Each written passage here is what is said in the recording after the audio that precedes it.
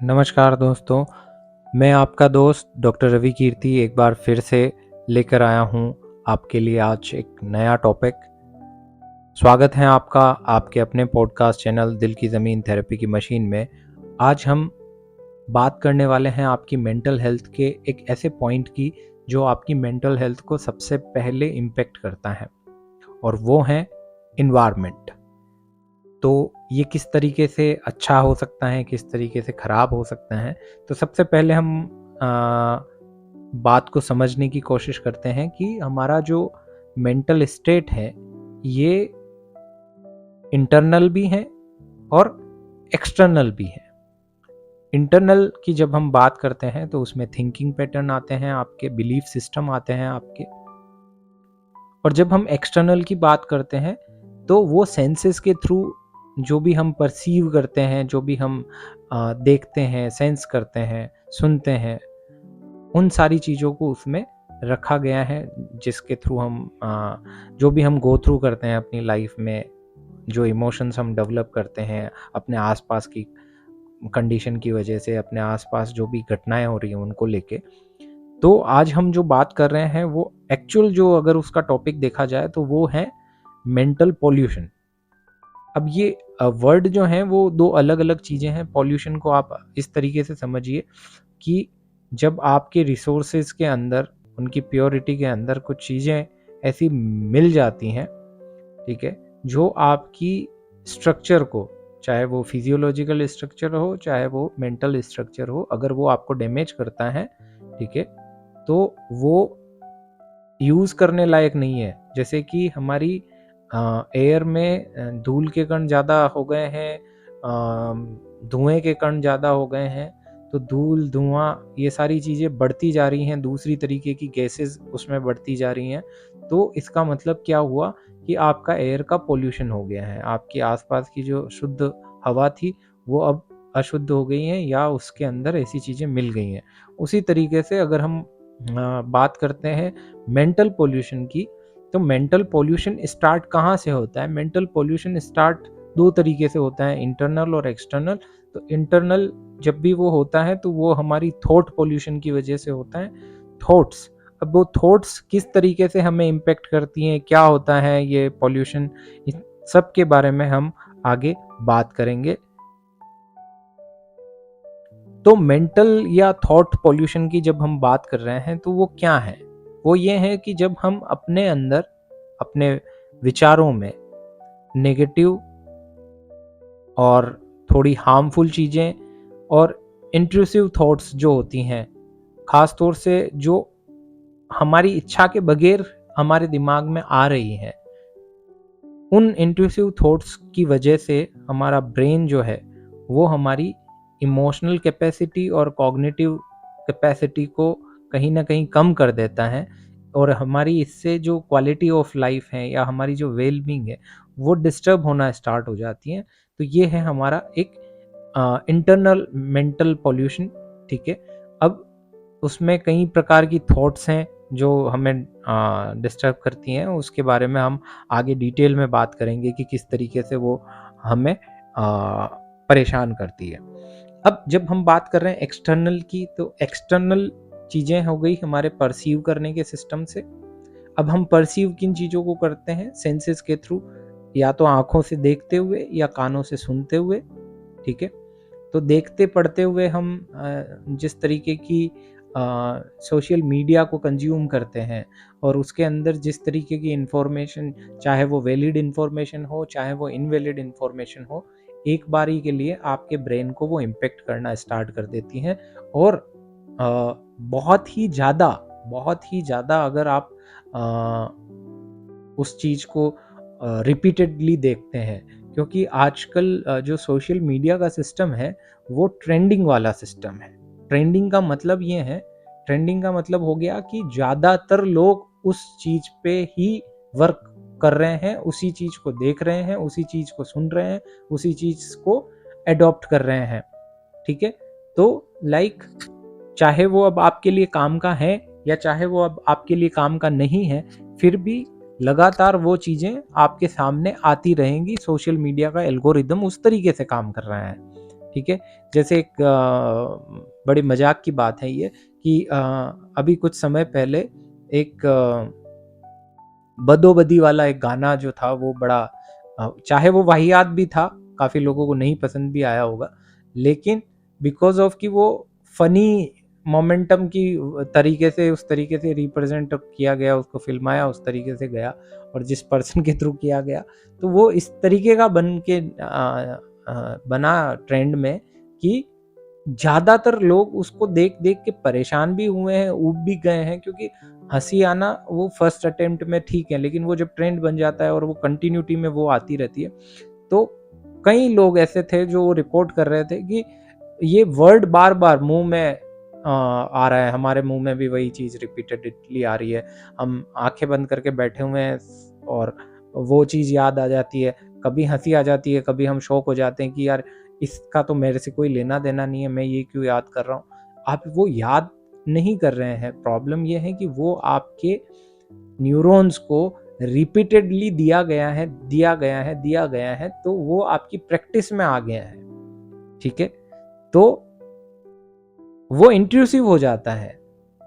उसमें वॉलंटरी आपको कुछ एक्शन करने की ज़रूरत नहीं पड़ती या ब्रेन के कोई वॉलंटरी कमांड की ज़रूरत नहीं पड़ती है। इनवॉलंटरी भी वो चीज़ें होने लग जाती हैं, ठीक है? इसीलिए हम कहते हैं इंट्रूसिव थॉट्स की जब हम बात करते हैं, वो अनवांटेडली हम नहीं चाहते उनको हम दिमाग में लेके आएँ, लेकिन वो आ जाती हैं। तो आपको मेंटल पॉल्यूशन को इस तरीके से समझना है कि कुछ ऐसी थॉट्स हैं, कुछ ऐसे इमोशंस हैं, कुछ ऐसे आपके एक्सप्रेशंस हैं, ठीक है? एक्सप्रेशन इनटू द ब्रेन जो आप किसी और से परसीव करके लेकर आ रहे हैं या आप किसी इंफॉर्मेशन के रूप में लेकर आ रहे हैं, तो वो सारी चीज़ें आपके ब्रेन को अंदर इम्पेक्ट कर रही हैं और वो इम्पेक्ट इस तरीके से कर रही हैं कि जो आपकी फोकस करने और कॉन्सेंट्रेट करने की कैपेबिलिटी थी, वो भी डिस्टर्ब हो रही हैं। ठीक है, तो अब हम कैरेक्टरिस्टिक की अगर बात कर लें थोड़ा-सा समझने के लिए कि क्या-क्या चीज़ें उसमें होती होगी, किस तरीके से होती होगी मेंटल या थॉट पॉल्यूशन में, ठीक है? तो उस पे बात कर लेते हैं। सबसे पहले जो सेल्फ टॉक डेवलप होती हैं, वो नेगेटिव टाइप की सेल्फ टॉक डेवलप होती हैं।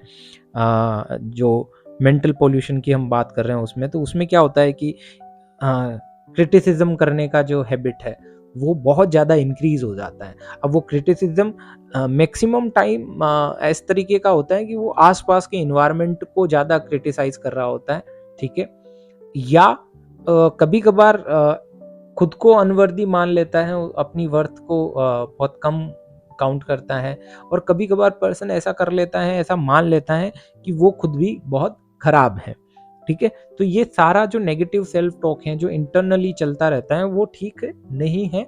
इससे ब्रेन के अंदर प्रॉब्लम ये आती है कि वो अपनी सेल्फ रिस्पेक्ट डेवलप नहीं कर पाता है, वो अपने साथ में कुछ चैलेंजेस डेवलप कर लेता है। क्यों? क्योंकि हर पर्सन की अपनी कुछ सोशल नीड्स होती हैं, उसको सोशली अप्रूव्ड, सोशली वैलिडेट और सोशली कंपेनियन जो मिलना चाहिए, सोशल सपोर्ट जो मिलना चाहिए, वो उसकी एक्सपेक्टेशंस में होता है, ठीक है ना? वो बेसिक डिमांड के जैसे वर्क करना स्टार्ट कर देती है और अगर वो उसको नहीं मिल रहा है, तो वो उसके साथ प्रॉब्लम क्रिएट कर सकता है।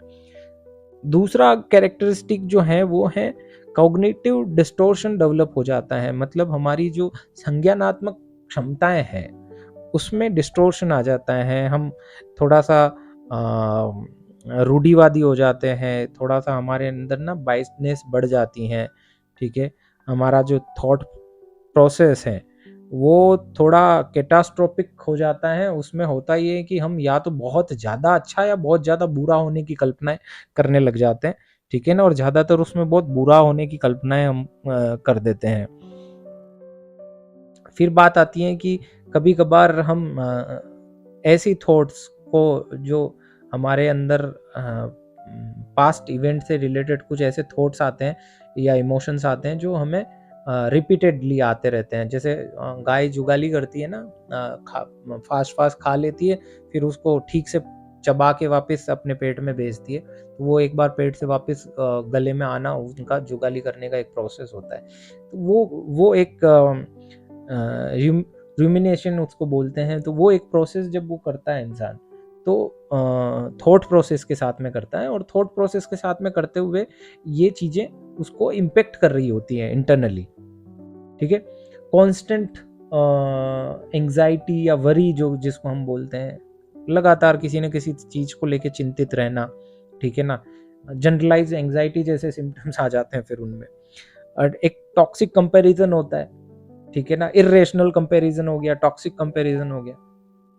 ये भी बहुत मेंटल पॉल्यूशन डेवलप करने वाली कंडीशन होती है, ठीक है, कि आप खुद को किसी अच्छे पर्सन के साथ कंपेयर कर रहे हो और वो आपके फील्ड का ही नहीं है, या आप खुद को इतना बुरा पर्सन से कंपेयर कर रहे हो जैसे आप हो ही नहीं, तो वो भी एक गलत कंपैरिजन है।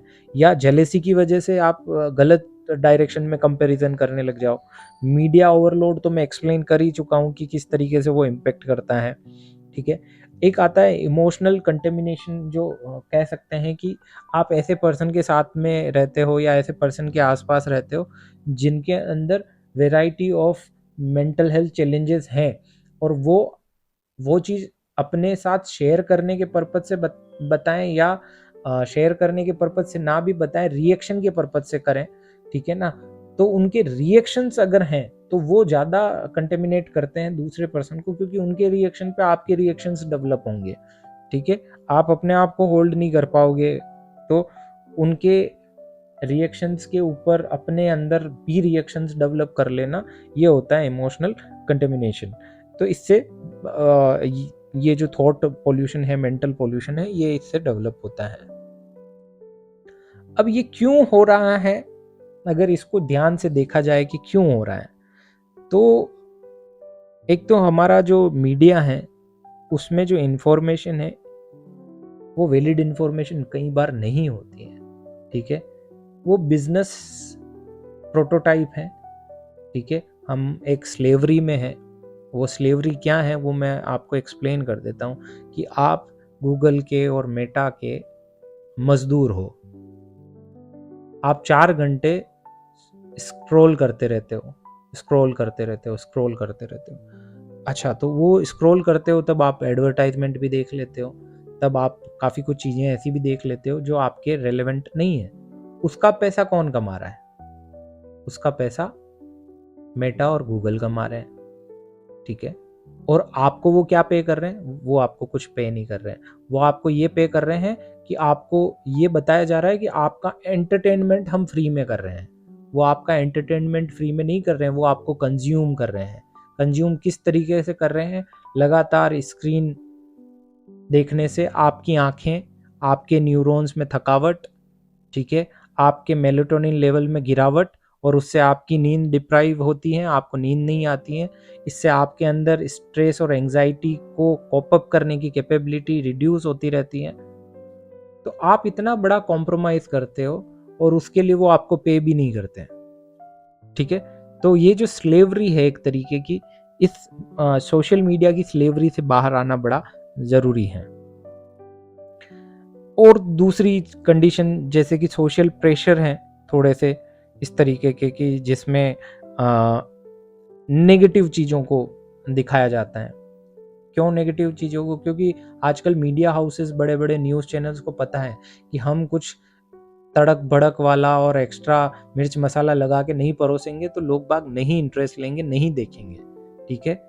अटेंशन स्पान लोगों का इतना कम हो गया है, तो पहले वीडियोस पूरे पूरे भी देखा करते थे, आजकल शॉर्ट्स का ज़माना आ गया है, रील्स का ज़माना आ गया है। तो ये चीज़ें आजकल ट्रेंडिंग नहीं होनी चाहिए थी, लेकिन हैं अब, ठीक है। किसी के अंदर ट्रॉमा है, ठीक है, तो वो भी मेंटल हेल्थ चैलेंजेस डेवलप करता रहता है, और वो ट्रॉमा कहीं ना कहीं किसी न किसी इमोशनल पेन को डेवलप करता है, और ये इमोशनल पेन कहीं ना कहीं ऐसी नेगेटिव थॉट्स डेवलप कर देती हैं। तो वो चाहे वो सेल्फ हार्म की जाए या रिवेंज लेने से रिलेटेड जाए, वो थॉट पॉल्यूशन डेवलप करती हैं। इमोशनल हाइजीन की कमी है, आजकल हर इंसान ये नहीं समझ पाता है कि वो जो इनटेक कर रहा है, चाहे सोशल मीडिया के थ्रू कर रहा है, किसी की गॉसिप्स के थ्रू कर रहा है, वो उस पे किस तरीके से इम्पेक्ट करेगी। जैसे कि कुछ प्रोग्राम्स आते हैं, बिग बॉस एक एग्जांपल मैं दे पाऊँगा। बिग बॉस एक ऐसा प्रोग्राम है जिसमें कुछ लोगों को एक घर में रखा जाता है, फिर वो वहाँ पर नॉनसेंस क्रिएट करते हैं, ठीक है ना, और वो नॉनसेंस क्रिएट करने में एलिमिनेट होता है कोई पर्सन, ठीक है, और कोई अगर उस नॉनसेंस क्रिएट करने में एक्सिड कर जाता है तो अचानक से उसको बाहर निकाल दिया जाएगा, फिर उसको बाद में वापस वाइल्ड कार्ड एंट्री करवा के लेकर आया जाएगा कि नहीं नहीं उसकी वजह से तो हमारे प्रोग्राम की टीआरपी अच्छी चल रही थी, ठीक है, तो वो गलत कर रहा था, उसी से हमारी टीआरपी आ रही है, तो उसको और गलत करने पे उकसाया जाता है, स्क्रिप्टेड रहता है। तो ये सारी चीज़ें क्या हैं, ये है कि हर पर्सन चाहता है कि दूसरे के घर में क्या हो रहा है वो देखे, ठीक है, बट अगर आप ये सोचते हो कि आप दूसरे के घर में झांकना चाहते हो तो कोई ना कोई आपका पड़ोसी भी आपके घर में झांकना चाहता ही होगा, ठीक है ना। तो ये तो ह्यूमन टेंडेंसी है, इसको हमें ही कंट्रोल करके समझना पड़ेगा कि इससे हमारा इमोशनल हाइजीन डिस्टर्ब होता है। आपको प्राइवेसी को रेस्पेक्ट करना चाहिए फर्स्ट थिंग, और सेकंड थिंग आपको अपनी रेस्पेक्ट भी बना के रखनी चाहिए कि आप अपने इमोशंस को उसी तरीके से यूज करें जैसे आप अपने लिए एक्सपेक्ट करते हैं दूसरों से। अगर आप दूसरों से प्यार चाहते हैं तो आप भी दूसरों को प्यार रिप्रेजेंट कीजिए। आप लोगों में नफरत बांटें और प्यार कमाना चाहें, वो पॉसिबल नहीं हो पाता है, ठीक है। आप लोगों से ग्रेसली बात नहीं कर पाते हैं, ग्रेसफुली, और आप एक्सपेक्ट करते हैं कि दूसरा बड़ी वार्मनेस के साथ में आपसे बात कर लेगा, आपको अटेंड करेगा। क्यों करेगा? नहीं कर पाएगा, डेफिनेट है वो, क्योंकि ह्यूमन टेंडेंसी है उस तरीके की। अब इन सब से जो मेंटल पॉल्यूशन से होता क्या है एक्चुअल में, किसी पर्सन पे क्या इम्पेक्ट आता है मेंटल पॉल्यूशन से? मेंटल हेल्थ खराब होती है, पहली बात, ठीक है। अब उसमें होता क्या है स्पेसिफिक अगर हम देखें तो उससे स्ट्रेस और एंग्जाइटी इंक्रीज होती हैं, और ये जो एंग्जाइटी होती है ना, ये कंटिन्यूटी में चलती रहती है, तो ये क्रॉनिक बन जाती है। तो ये एक पॉइंट है जिसको हमें देखना चाहिए कि ये चीजें हमारी लाइफ में क्रॉनिक ना बन जाए। कोई सेल्फ स्टीम जो है वो डाउन करता रहता है। आपने देखा होगा सोशल मीडिया पे ना हर कोई उसकी लाइफ के पॉजिटिव इवेंट्स को डाल रहा होता है, ठीक है। अब आप ध्यान से सोचिए कि क्या कोई ऐसा पर्सन है जिसकी लाइफ में कोई नेगेटिव इम्पैक्ट आया ही नहीं कभी, हमेशा सब कुछ पॉजिटिव ही रहा। उसने पर्सनल फिजिकल लेवल पे या मेंटल लेवल पे, सोशल लेवल पे, इकोनॉमिकल लेवल पे, किसी लेवल पे कोई चैलेंज कभी फेस ही नहीं किया, उसका ईच एंड एवरी डे बहुत अच्छा निकला हो, ऐसा होता ही नहीं है। लेकिन सोशल मीडिया पे हमेशा अच्छी चीजें डाली जाती है, तो जो पर्सन स्क्रॉल कर रहा होता है उसको ये फील होता है कि यार मेरी लाइफ के अलावा ना सबकी लाइफ बढ़िया चल रही है। उसने आज ये खरीद लिया, उसने आज वो पहन लिया, उसके पास आज ये अचीवमेंट आ गया है, उसने आज उसके साथ रिलेशनशिप बना लिया है, मेरी लाइफ खराब चल रही है, ठीक है। तो इससे क्या होता है कि मेरी ही लाइफ खराब चल रही है से वो अपने आप को और ज्यादा, ये नेगेटिव सेल्फ टॉक है, वो अपने आप को और ज्यादा गिरा के महसूस करता है, और ज्यादा, ठीक है। तो उससे उसका सेल्फ स्टीम, उसकी वर्थलेसनेस वो और कम फील करने लगता है। तो ये कंपैरिजन भी उसको और डैमेज करता है। फिजिकल हेल्थ भी कॉम्प्रोमाइज होती है कि जब मेंटल पॉल्यूशन एक तरीके से होता है तो ये मानिए कि ब्रेन के अंदर एक ब्रेन की फॉगिंग वाली कंडीशन भी डेवलप हो जाती है, कन्फ्यूजन की स्टेट रहती है, पर्सन इरिटेट रहता है हमेशा, ठीक है, उसका विजडम उस टाइम पे काम नहीं कर पाता है, तो वो अपने लिए कोई पॉजिटिव और क्रिएटिव या कंस्ट्रक्टिव थॉट डेवलप नहीं कर पाता है। तो उसकी वजह से वो हमेशा किसी न किसी प्रॉब्लम में, चाहे वो थकान महसूस करे, चाहे उसको हेडेक्स रहते हों, चाहे उसकी नींद ठीक ना आए, चाहे उसका इम्यून सिस्टम थोड़ा वीक हो जाए, ये सारी चीज़ें उसके साथ होती हैं, और ये सारा मेंटल पॉल्यूशन की वजह से होता है। और मेंटल पॉल्यूशन हो किन चीज़ों से रहा है? इंटरनली हमारे थॉट प्रोसेस और बिलीफ सिस्टम से, एक्सटर्नली हमारे आसपास जो भी होता है उसको हमारे परसीव करने के पैटर्न से। अब हम बात करते हैं कि अगर हमें इन मेंटल या थॉट के जो पॉल्यूशंस हैं इनको डील अगर करना हो तो हम कैसे कैसे कर सकते हैं।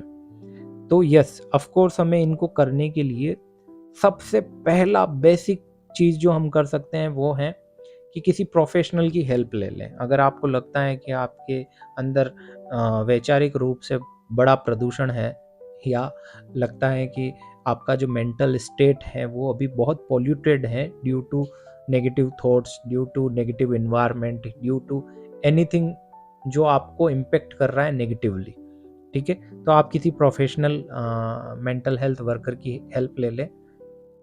अगर आपको लगता है कि मैं अभी इस स्टेट में हूँ कि जहाँ मैं सेल्फ हेल्प कर सकता हूँ, तो यस, डेफिनेटली आपकी सेल्फ हेल्प के लिए मैं कुछ पॉइंट्स लेकर आया हूँ जो मैं आपको शेयर कर देता हूँ। उसमें आप सबसे पहले मीडिया डिटॉक्स कर लें। मीडिया डिटॉक्स का मतलब ये है कि इस तरीके की सोशल मीडिया या इस तरीके के न्यूज़ से दूर रहें जो बहुत ज़्यादा नेगेटिविटी को स्प्रेड करते हैं, या लिमिट करें आपके एक्सपोजर को, स्क्रीन एक्सपोजर को जो है वो लिमिटेड करते हैं। पॉजिटिव अफर्मेशन डेवलप करें खुद के अंदर, खुद के लिए पॉजिटिव चीज़ें सोचें, देखें, इमेजिन करें और उस पर बात करें। कभी कभार आप अपने थॉट्स को जो बहुत ज़्यादा नेगेटिव या पॉजिटिव की रेंज में पकड़ नहीं पा रहे हैं, आप उनको राइट डाउन करना स्टार्ट करें।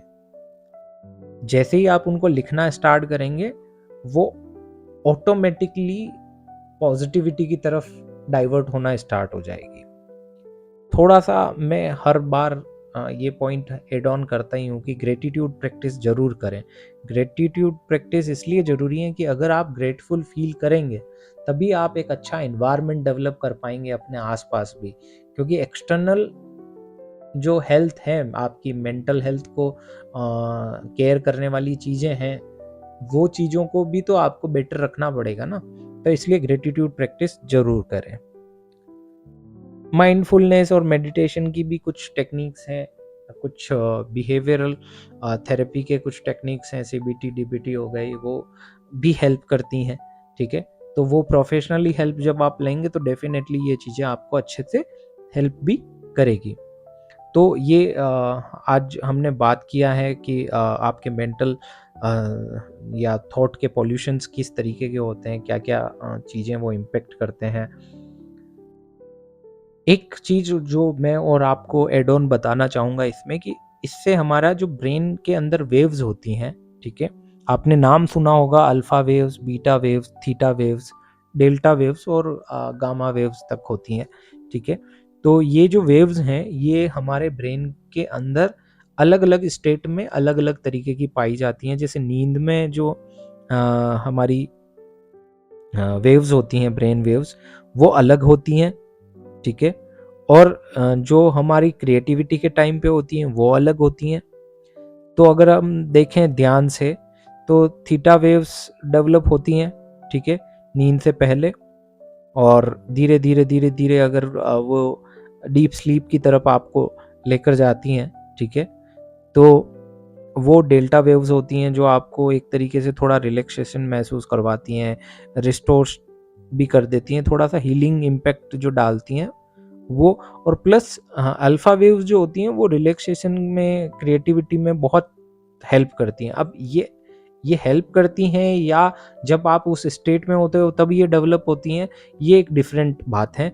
इसको कुछ इस तरीके से टेस्ट किए गए, तो पर्सन जो है बायोफीडबैक मैकेनिज्म के थ्रू इनको इम्प्रूव कर पाता है। तो इससे ये समझ में आता है कि जब वो इसको कंट्रोल कर लेता है, तो भी उनका स्टेट जो है वो बहुत अच्छा हो जाता है ब्रेन का, ठीक है। तो ये बायोफीडबैक मैकेनिज्म से भी हम अपने ब्रेन में जो ये मेंटल पॉल्यूशन है उसको हम थोड़ा सा कंट्रोल कर सकते हैं। और वो कंट्रोल करने का तरीका यही है कि जब आपकी स्क्रीन में कुछ ऐसी चीज़ें दिखाई जाए जिससे आपको ये समझ में आता है कि नहीं, मैं अपनी ब्रेन वेव्स को थोड़ा सा ठीक कर पा रहा हूँ, लिमिट कर पा रहा हूँ या इम्प्रूव कर पा रहा हूँ, तो फिर आप उन थॉट प्रोसेस को वहाँ से हटाएंगे, नेगेटिव थॉट प्रोसेस को, और वहाँ उसकी जगह कुछ पॉजिटिव अफर्मेशन, पॉजिटिव इमेजिनेशंस को एड ऑन करेंगे, तो उससे इम्प्रोवाइज हो पाएंगे और वो देख पाएंगे आप। तो थैंक यू आप लोगों ने इस चीज़ को सुना। ये जो पॉडकास्ट है, इस पॉडकास्ट को आपको लगता है जो भी पर्सन इससे रिलेटेड हो सकते हैं, वो इसको सुनेंगे तो उनकी लाइफ में इससे कुछ ना कुछ पॉजिटिव इम्पैक्ट आएगा। ये भी एक अच्छा पॉजिटिव इम्पैक्ट क्रिएट कर सकता है। तो ऐसी चीज़ों को शेयर करना ज़्यादा अच्छा है। आप दोस्तों को बुक दीजिए, एक अच्छा गिफ्ट हो सकता है। आप अपने दोस्तों को इस तरीके की चीज़ें अगर देते हैं तो ये हमेशा डेफिनेटली आपको हेल्प करती हैं। ठीक है, तो फाइनली मैं एक बार ब्रीफ कर देता हूँ कि आज हमने बात करी है मेंटल थॉट पॉल्यूशन के बारे में, और उसके कॉन्सेप्ट को हमने समझा है कि किस तरीके से कुछ अनवांटेड और नेगेटिव थॉट्स हमारे अंदर डेवलप होती हैं और उसको हम बहुत नेगेटिवली एनालाइज करते हैं, और बहुत ज़्यादा कई बार वो कॉन्स्टेंटली उस चीज़ को चलाते रहते हैं, उसकी वजह से हमारे अंदर ओवरलोड डेवलप हो जाता है और हम कॉन्सेंट्रेट नहीं कर पाते हैं, हम पॉजिटिव एफर्ट्स नहीं डाल पाते हैं अपनी लाइफ में, कुछ कंस्ट्रक्टिव चीज़ें नहीं कर पाते हैं। ठीक है, और इससे हमारा जो मेंटल हेल्थ चैलेंज डेवलप होता है वो ये हो जाता है कि हमारे अंदर एंग्जाइटी डेवलप हो जाती है, स्ट्रेस डेवलप हो जाता है, हमारा जो कॉपिंग मैकेनिज्म है ब्रेन फॉगिंग की वजह से वो भी डाउन चला जाता है, हमारी फिजिकल हेल्थ तक इससे इम्पेक्ट हो जाती है, रिलेशनशिप भी डेफिनेटली, क्योंकि मेंटल स्टेट ही अगर ठीक नहीं रह पा रही है तो रिलेशनशिप भी इम्पेक्ट होते हैं। ठीक है, और फिर हमने आखिरी में बात करी कि क्या स्ट्रेटेजीज हम यूज़ करें या क्या हम टेक्निक यूज़ करें जिसकी वजह से हम अपनी मेंटल हाइजीन इंश्योर कर सकें। तो वो करने के लिए मीडिया डिटॉक्स मैंने एक आपको बताया, आपको मैंने बताया कि आप किसी प्रोफेशनल की हेल्प ले सकते हैं, पॉजिटिव अफर्मेशंस आप डेवलप कर सकते हैं। ठीक है ना, जर्नलिंग कर सकते हैं, इमोशनल जो रिप्रेजेंटेशन है आपका सिस्टम, ठीक है ना, आप इमोशन को किस तरीके से एक्सप्रेस करते हैं तो उसके भी अलग अलग मेथड हैं, उसको अगर आप स्टडी करें तो उससे भी आपके अंदर इम्प्रूवमेंट आते हैं, ग्रेटिट्यूड प्रैक्टिस कर सकते हैं। तो ये सारी चीज़ें आपको मेंटली हाइजीन रखती हैं और आपका मेंटल स्टेट बड़ा अच्छा रहता है, आपके बिलीफ सिस्टम को आप बेटर कर सकते हैं, पॉजिटिव कर सकते हैं।